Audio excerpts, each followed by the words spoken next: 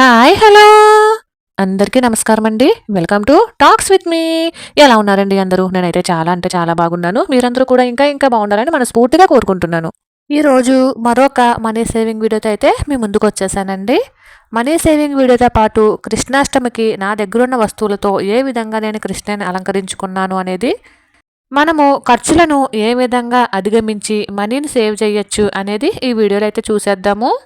దానికంటే ముందు ఈ ఛానల్ని ఎవరైనా ఫస్ట్ టైం చూస్తున్నట్లయితే సబ్స్క్రైబ్ చేసుకుని సపోర్ట్ చేస్తారని మనస్ఫూర్తిగా కోరుకుంటున్నాను. వీడియోస్ బాగున్నాయి, మీ అందరికీ నచ్చుతున్నాయి అనుకుంటే ఒక చిన్న లైక్ ఇచ్చి వీడియోని ముందుకు తీసుకెళ్తారని మనస్ఫూర్తిగా ఆశిస్తున్నాను. అలానే వీడియోపై మీ అభిప్రాయాన్ని నాకు కామెంట్ రూపంలో తెలియజేస్తారని మనస్ఫూర్తిగా కోరుకుంటున్నాను. ఇక ఆలస్యం కాకుండా టాపిక్లోకి అయితే వెళ్ళిపోదాము. కొత్త ఉదయంలో సరికొత్త ఆశలతో మరొక రోజులోకి మనందరికీ స్వాగతం అండి. ఇక మన టాపిక్ విషయానికి వచ్చేస్తే అవసరము అవమానము రెండు కూడా మనకి జీవితంలో చాలా నేర్పిస్తాయనే చెప్పచ్చు. ఇంకా చెప్పాలంటే అవసరం కన్నా అవమానము మనకి జీవితంలో పదింతలు ఎక్కువ నేర్పిస్తుంది అని చెప్పచ్చండి. ఇక మనం ఎక్స్పెన్సెస్ని ఎలా తగ్గించుకోవచ్చు అనేది చూసేద్దాము. మన ఇంటి బడ్జెట్ విషయానికి వచ్చేస్తే రెంట్ని మనం తగ్గించలేమండి. అలానే మెడికల్ అంటే మందులు వేసుకునే వాళ్ళు ఉంటారు కదా, అది మనం తగ్గించలేము. అలానే నెల నెల కంపల్సరీ మిల్క్కి అంటే పాలకి మనం తగ్గించలేము. అలానే పిల్లల స్కూల్ ఫీజులు ఇలాంటివి ఏమీ కూడా మనం తగ్గించలేము. మన చేతుల్లో ఉండి మనం ఏమన్నా కాస్తో కూస్తో ఒక రూపాయి వెనకేసుకోవడానికి మనం తగ్గించుకోవాల్సింది ముఖ్యంగా కరెంట్ బిల్లులో, లేదా మనం తెచ్చుకునే గ్రాసరీస్లో, లేదా కూరగాయల్లో, లేదా స్నాక్స్ ఫ్రూట్స్ ఇలాంటి వాటిల్లో అయితేనే మనం కొంచెం మనీని సేవ్ చేసుకుంటాం కదా. వాటితో పాటు మనం ఇంకా ఎక్కడెక్కడ ఎక్కువగా ఖర్చు పెడుతున్నాం అనేది కూడా ఒకసారి చూసుకోవాల్సి ఉంటుందండి. అంటే ఉదాహరణకి మనలో చాలామంది పానీపూరి అంటే ఇష్టపడతాము. అది తప్పేమీ కాదండి. వారానికి 100 రూపాయలు తిన్నా మనకి నెలకి 400 ఈజీగా అవుతుంది. పానీపూరి ఒక్కటే కాదండి, జంక్ ఫుడ్ వారం వారం కూడా తినేవాళ్ళు చాలామంది ఉన్నారండి. అలానే కంపల్సరీ వారం వారం మూవీస్కి వెళ్ళేవాళ్ళు, లేదా నెల నెల మూవీస్కి వెళ్ళేవాళ్ళు, చిన్న చిన్న షాపింగ్లు చేసేవాళ్ళు, మాల్స్కి వెళ్ళేవాళ్ళు, ఇలా చాలామందే ఉన్నారు. మనీ ఉండి వీటన్నిటికీ వెళ్ళడం తప్పేమీ కాదండి. మనీ సేవ్ చేద్దాము అనుకునే వాళ్ళు వీటన్నిటికీ దూరంగా ఉండి నెలకి ఒకసారి మాత్రమే పెట్టుకుంటే ఇలాంటి ప్రోగ్రామ్స్ మనకి 3 వారాల డబ్బులు మిగులుతాయి అనేది నా అభిప్రాయం అండి. నేనైతే ఎక్కువగా ఇలాంటివే పాటిస్తూ ఉంటాను. ముఖ్యంగా చిన్నపిల్లలు ఇంట్లో ఉంటే మమ్మీ మా ఫ్రెండ్స్ అవి తెచ్చుకున్నారు ఇవి తెచ్చుకున్నారు, లేదంటే వాళ్ళు ఇక్కడికి వెళ్ళారంట, వాళ్ళు పానీపూరి తిన్నారంట, లేదా వాళ్ళు చాట్ తిన్నారంట అంటూ చెప్తూ ఉంటారండి. అలాంటప్పుడు మనం కూడా వాళ్ళకి కనీసం ఒకసారైనా కొని పెడితే బాగుంటుంది అని అనుకుంటాము.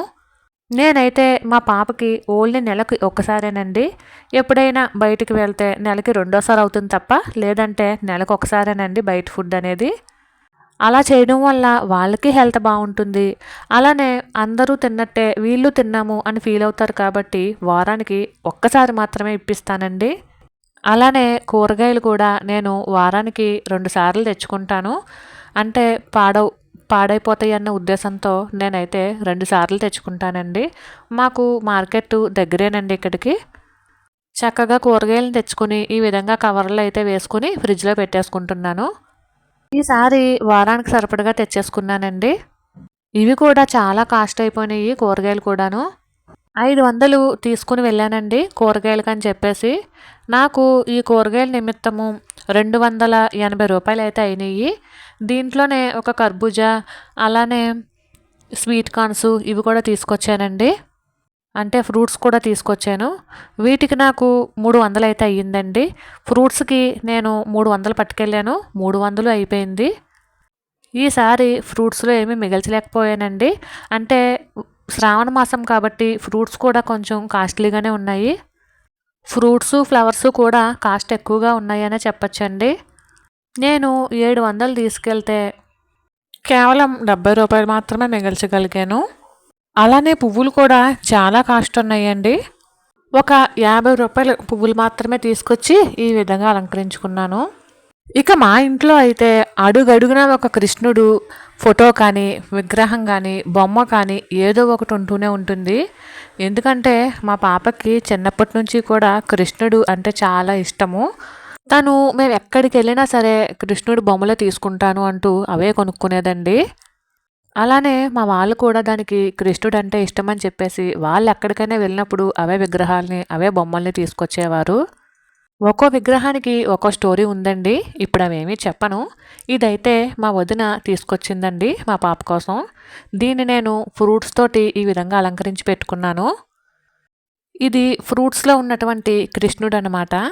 అలానే ఇక మన టాపిక్‌లోకి వస్తే చాలామంది వారానికొకసారి రెస్టారెంట్‌లకెళ్ళే అలవాట్లు కూడా ఉంటాయండి. అలా కాకుండా నెలకొకసారి వెళ్ళే అలవాటు చేసుకుంటే మనీని కొంత మిగల్చొచ్చు.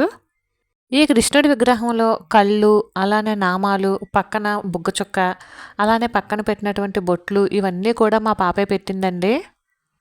కళ్ళు కూడా చాలా చక్కగా గీసింది. ఫస్ట్ ఈ విగ్రహానికి కళ్ళు కూడా సేమ్ కలర్ అయితే వచ్చేసున్నాయండి. అలానే ఎప్పుడు నిత్యం కూడా ఈ విగ్రహం అయితే మా ఇంట్లో ఇలానే ఉంటుంది. ఇదైతే మా బ్రదర్ ఇచ్చాడండి మా పాపకి. అలానే మట్టి విగ్రహం కూడా ఉందండి.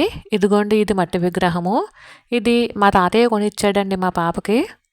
ఇలా ప్రతి ఒక్కళ్ళు కూడా మా పాపకి తనకి కృష్ణుడు అన్న, రాధాకృష్ణుడు అన్న చాలా ఇష్టమని చెప్పేసి అవే బొమ్మలు కొని తీసుకొచ్చేవారు. ఇక వీటికి ప్లాస్టిక్ బంతిపూల దండలతో అయితే ఈ విధంగా అలంకరించాను. నిజానికి ఈ ప్లాస్టిక్ బంతిపూల దండలు చాలా బాగా ఉపయోగపడుతున్నాయండి. దేనికైనా సరే ఈజీగా అలంకరించుకోవచ్చు. ఇక ఈ విగ్రహం విషయానికొస్తే ఇది మా ఊళ్ళో గొబ్బిళ్ళు పెట్టుకున్నప్పుడు ఇచ్చారండి. ఈ విగ్రహం కూడా చాలా బావుంటుంది. ఈ విగ్రహాన్ని ఈ విధంగా ఫ్లవర్స్‌లో వేసి అలంకరించాను. చుట్టూతా ఫ్లవర్స్ పెట్టి విగ్రహాన్ని చక్కగా అలంకరించానండి. ఇక ఈ కృష్ణుడి వెనకాల కూడా రాధాకృష్ణుల ఫోటోనే ఉంటుందండి.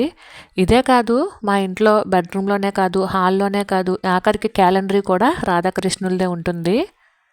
ఇంకా కొన్ని విగ్రహాలు గానీ, పటాలు కానీ అట్టపెట్టెలో పెట్టి పైన పెట్టేశానండి. ఇక ఈ విగ్రహం చూసారా చాలా బావుంటుంది. ప్రస్తుతానికి కొన్ని తీసి అలంకరించాను. ఈ అలంకరణకు నాకు రూ. 25 ఖర్చయిందని చెప్తానండి. ఎందుకంటే పువ్వులకి రూ. 25 అయ్యింది. ఇంకొక రూ. 25 పువ్వులు రేపు పూజ చేసుకునేటప్పుడు వాడతానండి. యాక్చువల్‌గా ఈ ప్లేసు ఫిష్ అక్వేరియం కటండి. కానీ నేను దేవుడి అలంకారాలకని చెప్పేసి దీన్ని బాగా వాడుతున్నాను. ఆ హౌస్ ఓనర్స్ అక్వేరియం ఏదో పెట్టుకునేవారంట అక్కడ. ఇంకా ఈరోజొచ్చేసి కాకరకాయ వండుతున్నానండి. సండే పూట కూడా కాకరకాయ ఏంటి అని చెప్పేసి మా పాప అంటుంది. ఇలాంటి పద్ధతులను అలవాటు చేసుకోవడం వల్ల మనం కనీసం గుడ్డులో మెల్లలాగా కొద్దో గొప్పో మనీని సేవ్ చేయొచ్చు అనేది నా అభిప్రాయం అండి. మరైతే వీడియో ఎలాగుంది అనేది నా కామెంట్ సెక్షన్‌లో తెలియజేయండి.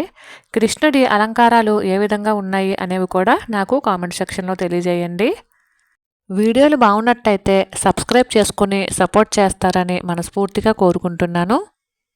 సబ్స్క్రైబ్ చేసిన తర్వాత పక్కనే ఉన్నటువంటి బెల్ ఐకాన్ ప్రెస్ చేయండి. దాని వలన నోటిఫికేషన్ రూపంలో నేను చేసినటువంటి ప్రతి వీడియో మీకైతే వస్తుంది.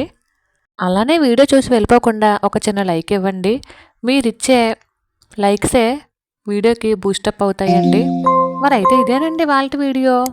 ఈ వీడియో నచ్చితే please like, share and subscribe. మరైతే ఉంటాను. బాయ్.